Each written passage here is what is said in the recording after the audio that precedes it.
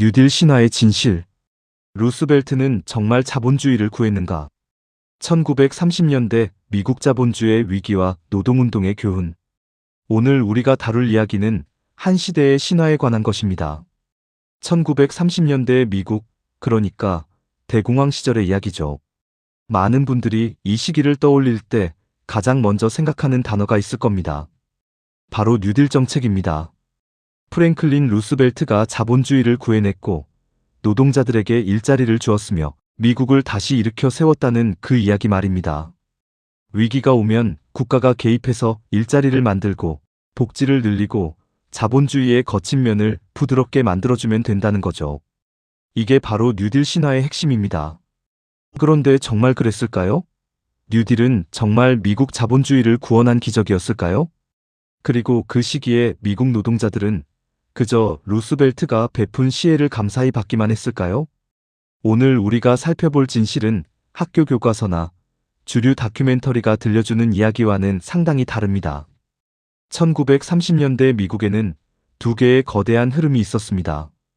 하나는 위로부터 자본주의를 안정시키려는 뉴딜이고 다른 하나는 아래로부터 미국 사회의 토대를 뒤흔들었던 노동자들의 거대한 봉기였습니다. 그리고 이 두 흐름이 어떻게 만나고 어떻게 충돌하고 결국 어떻게 한쪽이 다른 쪽을 길들이게 되었는지, 이것이 오늘 이야기의 핵심입니다. 함께 시작해 보시죠. 1부 절박한 시대, 절박한 처방. 1932년 말에 미국은 한마디로 절벽 끝에 서 있었습니다. 1929년 대공황으로 월스트리트 붕괴 이후 3년이 지났지만 상황은 회복은커녕 더욱 악화되고 있었어요. 투자는 1929년 160억 달러에서 1932년 10억 달러로 곤두박질 쳤습니다. 무려 16분의 1로 줄어든 거죠. 실업자는 1,300만 명을 넘었고 도시마다 빈민가에는 후버빌이라 불리는 판자촌이 생겼습니다. 당시 대통령이던 후버의 이름을 딴 조롱이었죠. 이런 상황에서 1932년 대선이 치러졌습니다. 새로 당선된 인물이 바로 민주당의 프랭클린 D. 루스벨트입니다. 여기서 우리가 먼저 짚고 넘어가야 할 게 있어요. 루스벨트와 민주당은 절대 혁명 지향이 아니었습니다. 유럽식 사회민주주의 개량주의자조차도 못 됐어요. 원래 민주당이라는 정당이 어떤 정당이었는지 생각해보면 이게 분명해집니다. 미국 민주당은 원래 노예 소유주들의 정당이었습니다.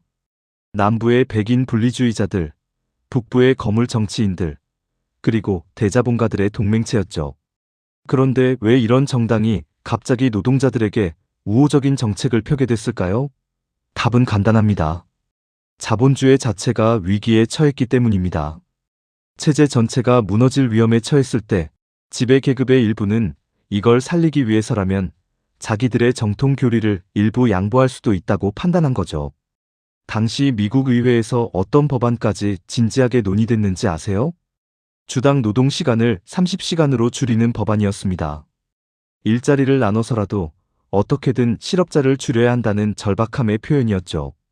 루스벨트는 비상조치권을 발동해 일련의 정책들을 쏟아냈습니다.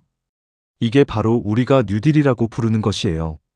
연방준비제도를 통한 은행 예금보험, 곡물 가격 부양을 위한 정부 매입, 230만 명의 청년 실업자에게 일자리를 준 민간자원보존단 CCC, 가격 과생산을 통제하는 산업카르텔, 국가가 직접 발전소와 댐을 운영하는 테네시 계곡개발공사 TVA, 이런 것들이 줄줄이 시행됐습니다.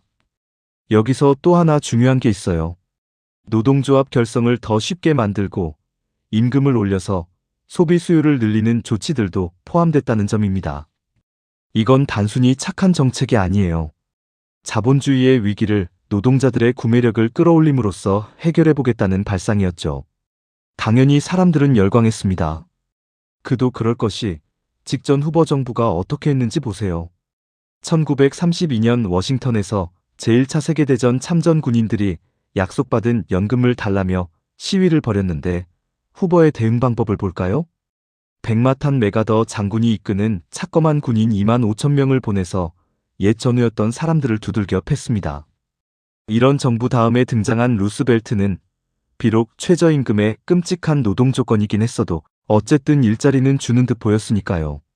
그런데 말입니다. 여기서부터가 진짜 이야기의 시작입니다. 2부 뉴딜의 실체, 신화 뒤의 진실. 뉴딜에 대한 가장 흔한 오해가 뭐냐면 루스벨트가 이른바 케인스주의를 도입해서 정부 지출을 대폭 늘려 위기를 타개했다는 것입니다. 그런데 사실은 정반대였어요. 경제사학자 찰스 킨들버거는 이렇게 말합니다. 고용을 확대하기 위한 재정수단을 활용하는 것은 여전히 억제됐다. 루스벨트가 이끌던 민주당 정부가 균형 예산 원칙에 계속 충실했기 때문이었다. 균형 예산 원칙. 루스벨트는 한 가지 점에서는 매우 정통적이었습니다. 그는 정부 지출을 늘려 위기를 타개하는 것을 거부했어요. 오히려 퇴역 군인 연금을 깎고 공공부문 고용을 줄였습니다. 그렇다면 왜 경제가 회복되는 듯 보였을까요? 킨들버거의 분석에 따르면 사실 어느 시점에는 투자가 그 끔찍한 곤두박질을 멈추고 회복세로 돌아설 수밖에 없었다는 겁니다. 더 떨어질 곳이 없었으니까요. 은행 파산이 정점을 찍은 그 순간이 바로 전환점이었다는 거예요. 다시 말해, 뉴딜이 회복을 만들어낸 게 아니라 자본주의의 자체적인 순환 속에서 바닥을 치고 올라오던 시점에 뉴딜이 시행된 거죠. 물론 통계상으로는 회복이 잠시 있는 듯 했습니다.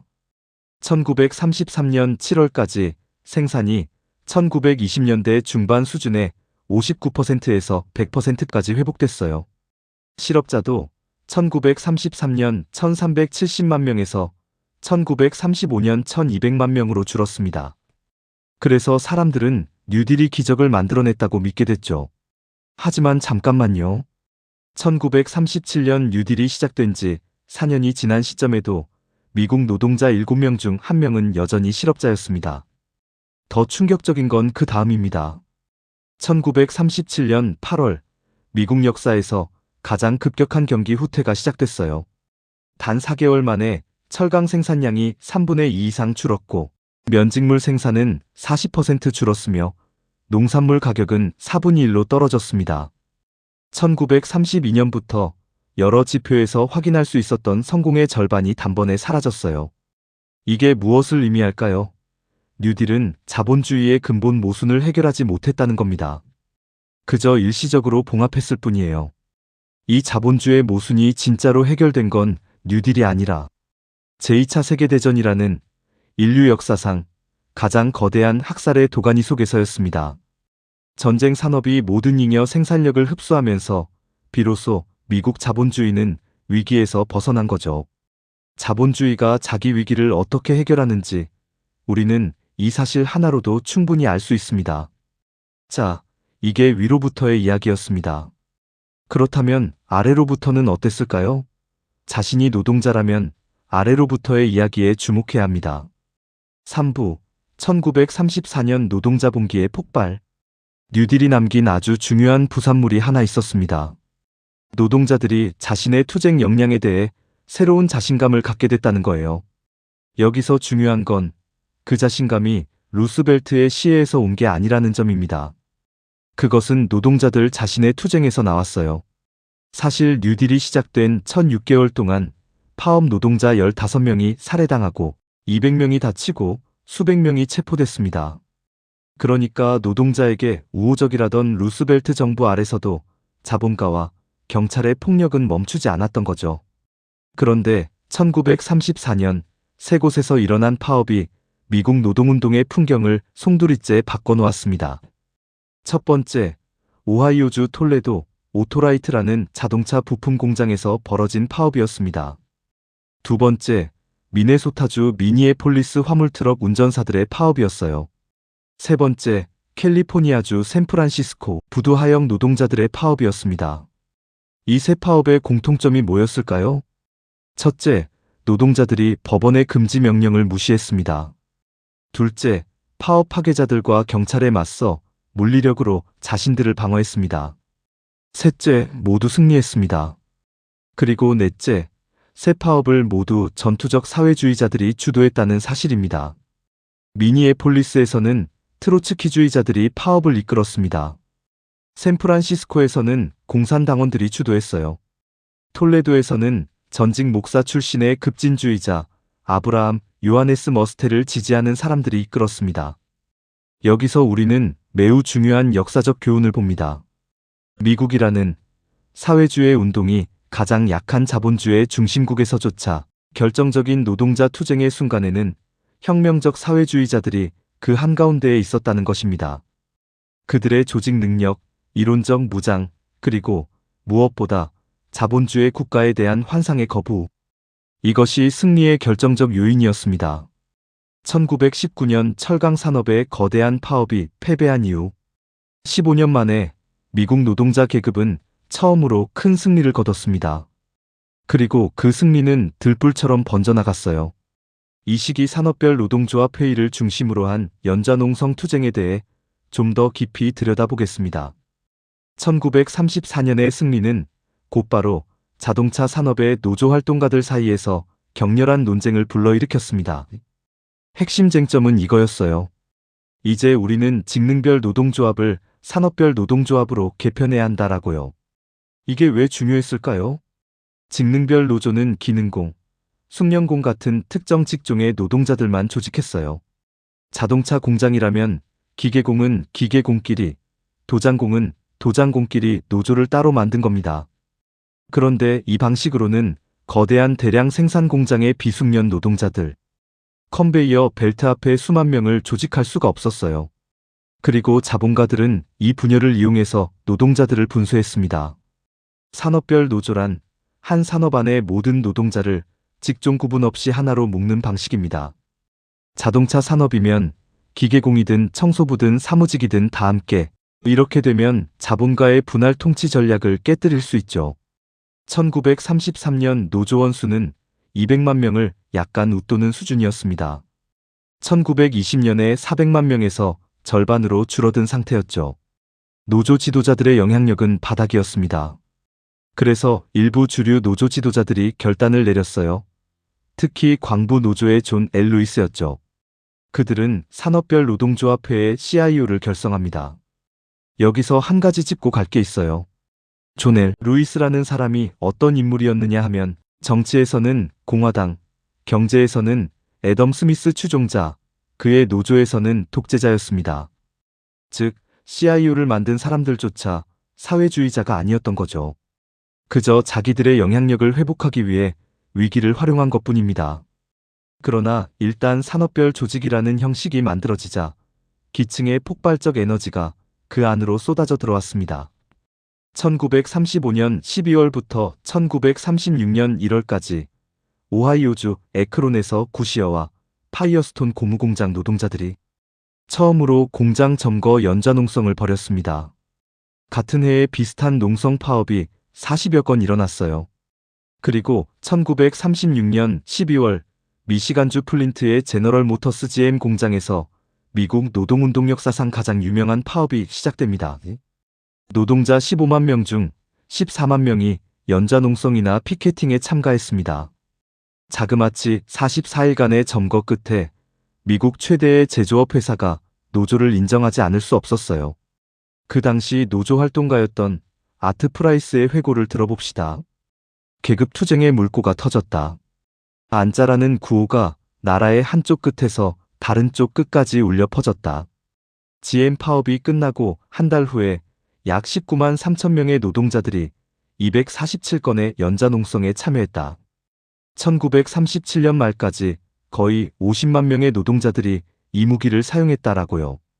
크라이슬러 자동차 공장 노동자들, 백화점 여점원들, 웨스턴 유니언의 전보 배달원들, 레스토랑과 호텔 종업원들, 부인용 모자 제조 노동자들, 재본소 노동자들, 환경미화원들, 유리공장 노동자들, 타이어 생산 노동자들. 농성은 모든 산업과 직종으로 번졌습니다. 1937년에만 약 180만 명의 노동자가 파업에 참여했습니다. 파업지원위원회들이 조직됐고 부녀자 부대가 농성장에 음식을 날랐고 악단들은 여흥을 제공했어요. 1937년 말 노조원 총수는 700만 명에 달해 단 4년 만에 500만 명이 늘었습니다. 이게 무엇을 의미하는 걸까요? 미국 사회의 토대가 흔들리고 있었다는 겁니다. 이 파업들은 단순히 임금이나 노동 조건의 문제가 아니었어요. 미국 사회 전체에 만연한 개인주의, 다시 말해 누구나 성공할 수 있다는 그 유명한 아메리칸 드림의 신화와 그 이면의 인종차별에 정면으로 타격을 가하는 것이었습니다. 농성장에서 부른 노동조합과 단결이어 영원하라는 새로운 집단행동의 문화를 상징했죠. 그리고 디트로이트 같은 도시에서 산업별 노동조합 CIO는 흑인과 백인을 함께 조직하기 시작했어요. 당시 미국에서 그런 식의 진정한 동참이 가능한 대규모 조직은 CIO가 유일했습니다. 이 시점에서 미국 자본주의는 진짜로 위태로웠습니다. 그러나 이 잠재력은 결국 실현되지 못했어요. 왜였을까요? 5부 철강 파업의 패배와 민주당이라는 함정. 여기서 결정적인 분기점이 등장합니다. 존 L. 루이스는 다음 목표를 철강 산업으로 정했습니다. 1919년 패배한 그 거대한 산업, 미국 자본주의의 심장이라고 할 수 있는 곳이었죠. CIO는 433명의 전임 파트타임 조직가를 35개 지역 사무소에 배치했습니다. GM 파업의 여파로 많은 중소철강회사가 노조를 인정했어요. 그런데 대기업들, 즉 리털 스틸이라 불린 거대 철강사들은 인정을 거부했습니다. 이에 대응해 7만 5천 명의 노동자가 파업에 들어갔어요. 자본가들은 1919년의 잔인한 수법을 그대로 다시 꺼냈습니다. 회사 측 깡패, 보안관, 경찰, 주방위군을 동원해 피케팅 대열을 공격했어요. 파업 노동자 18명이 살해당하고 수십 명이 다치고 수백 명이 체포됐습니다. 1937년 5월 30일 시카고에서 벌어진 이른바 메모리얼 데이 학살이 그 한 장면입니다. 평화롭게 행진하던 파업 노동자들에게 경찰이 등 뒤에서 총격을 가해 10명이 사망했어요. 여기서 결정적으로 중요한 사실이 있습니다. 이 학살을 자행한 게 누구였느냐는 거예요. 펜실베이니아에서는 44년 만에 첫 민주당 주지사라는 자가 철강 도시 존스타운에 계엄령을 선포했습니다. 주 방위군이 공장을 다시 가동하고 피케팅 인원을 6명으로 제한했어요. 오하이오주의 영스타운에서는 보안관들이 피케팅하던 2사람을 쏴 죽였습니다. 그곳도 민주당 주지사가 있던 곳이었어요. 시카고에서 10명의 파업 노동자를 죽인 경찰을 보낸 것도 민주당 시장이었습니다. 다시 말해 노동자들을 학살한 것은 다름 아닌 뉴딜 민주당 정부였다는 겁니다. CIO 지도자들이 다급히 루스벨트에게 도움을 청했을 때 그는 다음과 같이 말했습니다. 두 쪽 다 정말 속 썩이는군. 자기를 당선시킨 노동자들과 그 노동자들을 살해한 자본가들을 같은 저울 위에 올려놓은 거예요. 그런데 더 충격적인 건 이거예요. 왜 노동자들이 그토록 무참하게 당했냐는 겁니다. CIO 조직위원회는 노동자들을 이런 맹공격에 대비시키지 못했습니다. 왜냐하면 노조 지도부가 민주당 주지사들과 시장들을 믿고 있었거든요. 이 상황에서 위원회는 다음과 같은 입장을 취했습니다. 노동자들에게 뉴딜 공무원들은 다 노동자의 친구이며 질서 유지를 위해 파견된 주 방위군과 경찰을 파업 노동자들이 환영해야 한다라고요. 상상이 되시나요? 노조 지도부가 자기 조합원들에게 주 방위군을 환영하라고 말한 겁니다. 그리고 그 친구들이 곤봉과 총탄으로 답했어요. 노동자들의 사기는 완전히 꺾였습니다. 1937년의 경기 후퇴와 더불어 미국 노동운동의 거대한 상승의 물결은 그렇게 멈췄습니다. 그 후 2년 동안 CIO 조합원은 단 40만 명이 늘었을 뿐입니다. 1939년 파업 건수는 1937년의 절반이었어요. 그리고 노조 지도자들은 점점 더 고용주들과 타협하려 했고 비판은 조합원 내부로만 국한하려 했습니다. 자동차 노조에서는 지도부의 승인을 받지 않은 문건의 출판이 금지됐어요. 새로 결성된 철강 노조에서는 5년 동안 선거가 한 번도 치러지지 않았습니다. 1934년에서 1936년에 자생적으로 폭발한 기층 노동자들의 투쟁성은 그렇게 위로부터의 통제에 굴복하고 말았습니다. 이게 바로 조합 관료들의 계급 협조주의의 결과입니다. 자기 계급의 정치적 독립성을 포기하고 자본가정당의 일부와 동맹을 맺으면 결국 자기 노동자들의 시체 위에 그 동맹이 세워진다는 것. 미국 노동자 계급이 1937년 여름에 피로 배운 교훈입니다. 그런데 이 비극에 또 다른 주역이 있어요. 바로 스탈린주의의 영향을 받던 미국 공산당입니다. 6부 코민텔은 인민전선의 배신과 공산당의 변질. 이게 앞에 우리 시리즈에서 반복적으로 다룬 주제죠. 스탈린주의 코민테른의 인민전선 노선이 어떻게 결정적 순간에 1930년대 세계 노동자 운동을 배신했는가. 프랑스에서, 스페인에서 우리는 이미 이 패턴을 봤습니다. 그리고 미국에서도 똑같은 일이 벌어졌어요. 1935년까지 미국 공산당은 루스벨트가 자본가 정치인이라고 정확히 말했습니다. 뉴딜은 자본주의를 구하기 위한 사기라고 했어요. 그런데 그의 코민텔은 7차 대회에서 인민전선 노선이 채택되자 미국 공산당은 입장을 180도 뒤집었습니다. 갑자기 루스벨트와 뉴딜 민주당이 진보의 동맹자가 된 거예요. 미국판 인민전선론이 등장한 겁니다. 여기서 끔찍한 모순이 발생합니다.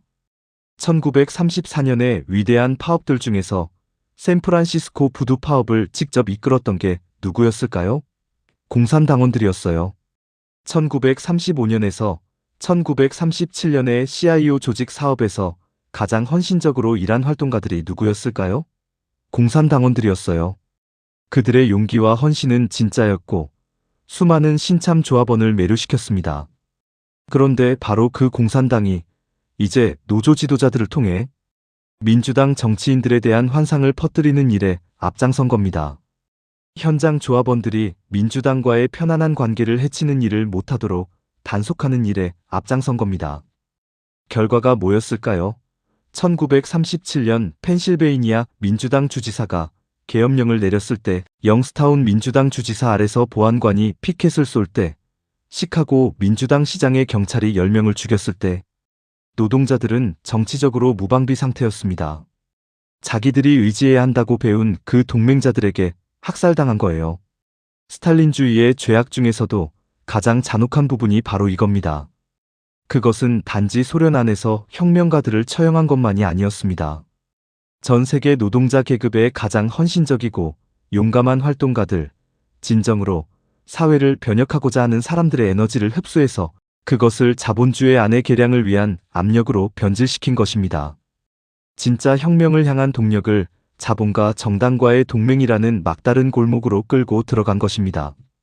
스탈린은 미국 노동자 계급의 운명에 별 관심이 없었어요.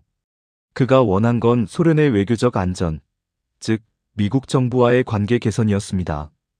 스탈린주의 소련이 진정으로 노동자 국제주의를 실천하는 노동자 국가라면 과연 그렇게 할 수 있었을까요? 이는 스탈린주의 관료 계급이 소련 국가자본의 이해를 대변하는 자들이기 때문에 가능했던 것이지요. 그래서 스탈린주의 영향을 받던 미국 공산당은 미국 노동자들의 투쟁성을 제물로 바쳐서 모스크바의 외교 정책에 봉사한 거죠. 스탈린과 히틀러 불가침 조약 시기에 잠깐 이 노선이 단절되긴 했습니다만 1941년 독일이 소련을 침공한 이후 다시 부활했고 그 뒤로 10년 가까이 계속됐어요. 스탈린주의 영향 아래에 있던 미국 공산당은 노조 지도자들이 노동조합을 관료적으로 통제할 수 있도록 도왔습니다. 그러다 결국 1940년대 말 그 관료들이 메카시즘의 광풍을 등에 업고 공산당원들을 노조에서 쫓아냈죠.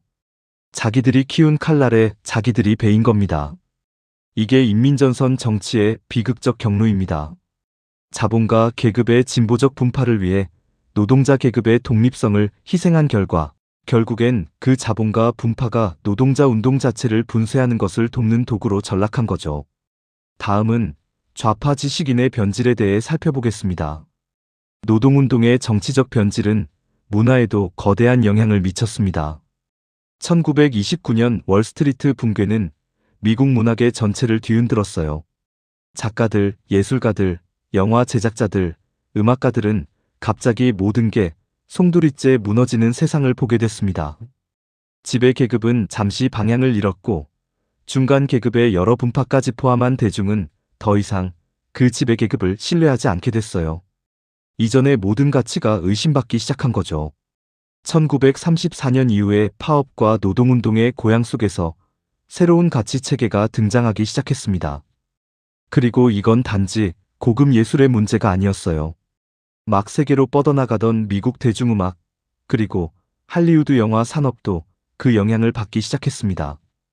존 더스 패서스, 리처드 라이트, 랠프 앨리슨, 대실 해밋, 존 스타인백 같은 작가들, 찰리 채플린, 조셉 로지, 니콜라스 레이, 엘리아 카잔, 그리고 젊은 시절의 오슨 웰스 같은 감독들, 아론 코플런드, 우디 거스리, 폴 로브슨, 디지 길레스피, 심지어 젊은 프랭크 시나트라 같은 음악가들까지.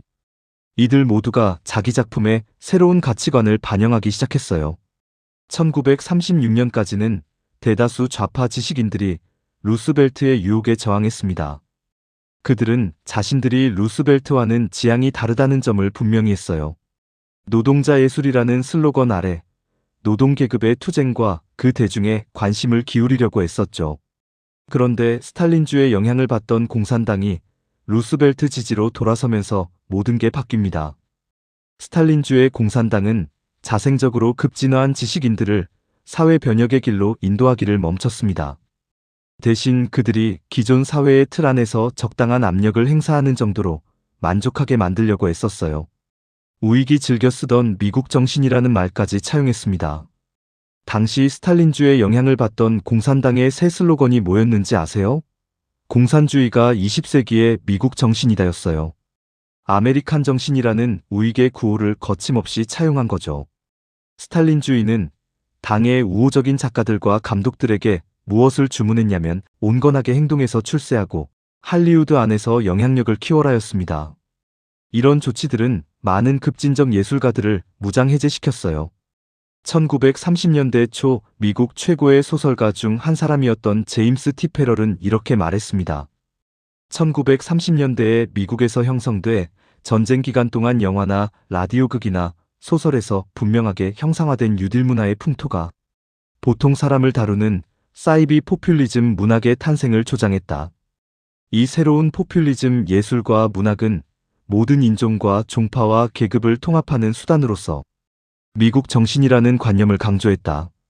계급 차이들을 분명히 묘사하는 문학 대신에 이 부류의 문학은 보통 사람의 인간다움이라는 주제를 두루뭉술하게 강조하고 감상적으로 다루었다.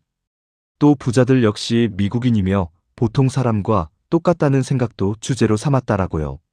여러분, 이게 무엇을 말하는 것일까요? 현실의 계급의 적대를 현실과 괴리된 보통 사람의 따뜻한 인간성이라는 안개 속에 흐려버리는 작업입니다. 부자도 가난한 사람도 모두 미국인이라는 한 단어로 묶여 그들 사이에 착지관계가 보이지 않게 되는 거죠. 흑인 작가들의 경험은 더 가혹했습니다. 랠프 앨리슨의 걸작 보이지 않는 인간을 보면 이 소설의 흑인 주인공이 결국 사회주의의 환멸을 느끼게 되는 결정적 장면이 있습니다.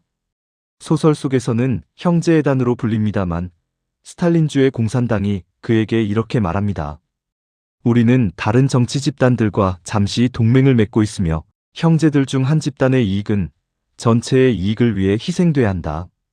그래서 인민전선의 동맹을 위해서 할렘에서 흑인들의 투쟁을 자제하라는 거였어요. 앨리슨과 리처드 라이트 같은 작가들의 이런 환멸은 후배 흑인 활동가들에게 무엇을 가르쳐줬는지는 불을 보듯 뻔했어요. 사회주의자들이란 흑인을 이용해 먹으려는 또 다른 백인 집단일 따름이다라고요. 이런 결론이었습니다. 백인 지식인들도 마찬가지 환멸을 겪었습니다. 그 환멸이 얼마나 심했던지 그들 중 일부는 1940년대와 1950년대에 우익으로 돌아서서 메카시즘 마녀 사냥에 가담하기까지 했습니다. 한때 가장 좌파적이었던 사람들이 가장 광폭한 반공주의자가 되는 비극이 벌어진 겁니다. 이게 스탈린주의의 씻을 수 없는 역사적 범죄이자 책임이고 오늘날까지 남아있는 또 하나의 어두운 유산입니다. 진정한 사회주의에 대한 한 세대의 신뢰를 갉아먹어 결국 사회주의라는 말 자체를 더럽히는 일에 봉사한 거죠. 결론, 1930년대 미국 사회가 우리에게 남긴 교훈. 자, 이렇게 1930년대 미국의 진짜 역사를 함께 살펴봤습니다. 정리해보죠. 첫째, 뉴딜은 자본주의를 구원한 기적이 아니었습니다. 그것은 자본주의의 위기 앞에서 지배계급의 일부가 양보를 통해 체제를 안정시키려 한 시도였어요. 그리고 그 시도조차 충분한 성공을 거두지 못했습니다. 1937년의 경기 후퇴는 뉴딜의 한계를 분명히 보여줬어요.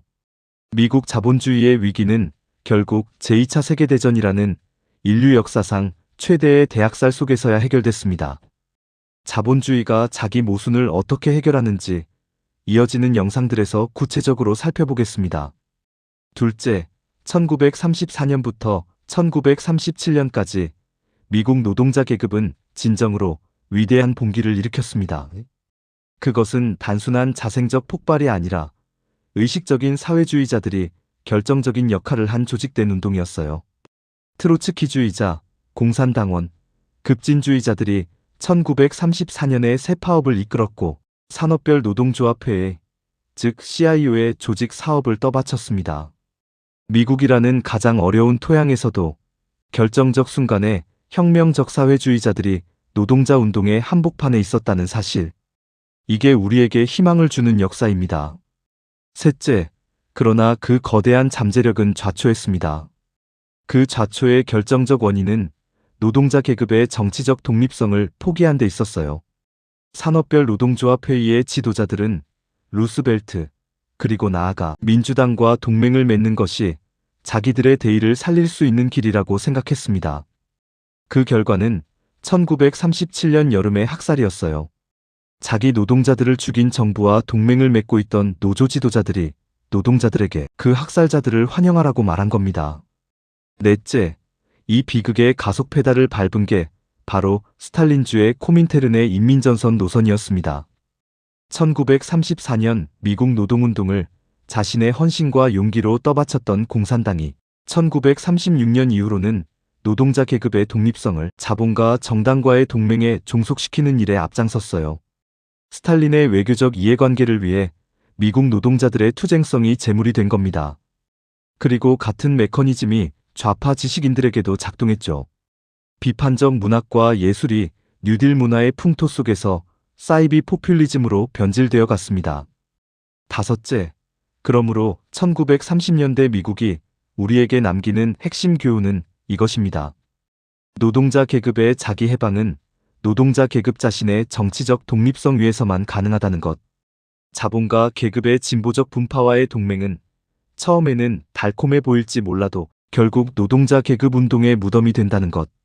그리고 진정한 국제주의, 즉 당시 모스크바의 외교 정책이 아니라 세계 노동자 계급의 공동의 이해관계에 기초한 노동자 국제주의만이 노동운동을 살아있게 한다는 것.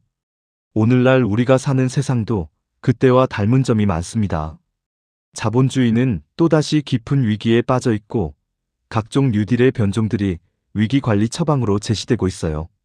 진보를 자처하는 정치 세력들이 여전히 자본가정당의 일부와 손잡으면 무엇이든 가능하다는 환상을 퍼뜨리고 있습니다.